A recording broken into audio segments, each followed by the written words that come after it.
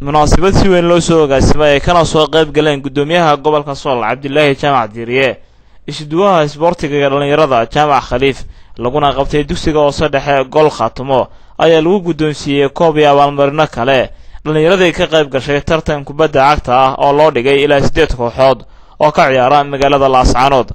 ugu horeyntiina waxaa furay munaasabadaasi Cabdirasaaq Jaamac Gelle oo ka mid ah guddiga soo qabanqaabiyay koobkan wuxuuna sheegay inay garteen sidii dhalinyarada loogala dagaalami lahaa balwada iyo waxyaabaha aan wanaagsanayn taasoo kaliya ay tahay in la dhiirigeliyo tartanada kubadda isagoo maamulkana u soo jeediyay inay taageeraan isboortiga. dhalinyarada koobka xaafadda Aasiya ka qayb gashay inaynu gudoonsino koobkii kooxda heerka koowaad gashay ee koobka qaaday kooxda heerka labaad gashay iyo dhalinyaro kale oo la gudoonsinayo abaalmarino ay mutaysteen.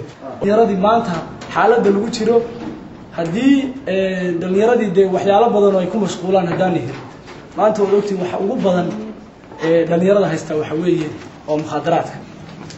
isduwaha ciyaaraha iyo dhalinyarada oo isna munaasabadaasi ka hadlay ayaa kula dardaarmay dhalinyaradu inay isku xidhnaadaan had iyo jeer ay ka shaqeeyaan sidii ay u horumarin lahaayeen tayadooda ciyaareed. gudoomiyaha gobolka Sool oo isna halkaasi ka hadlay ayaa ku dheeraaday inay taageeri doonaan daayarta ciyaartoyda ah wuxuuna ku booriyay in nabadgelyada la wada ilaashado.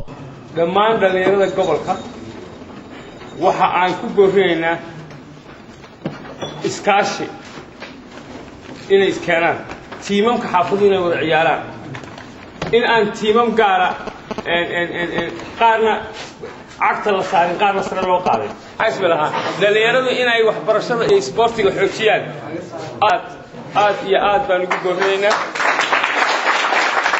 ugu dambeyntiina waxaa la gudoonsiiyay dhalinyaradii tartankan ka qayb gashay qaar ka mid ah abaalmarino iyadoo kooxdii tartankaasi ku guuleysatayna la gudoonsiiyay koobkii.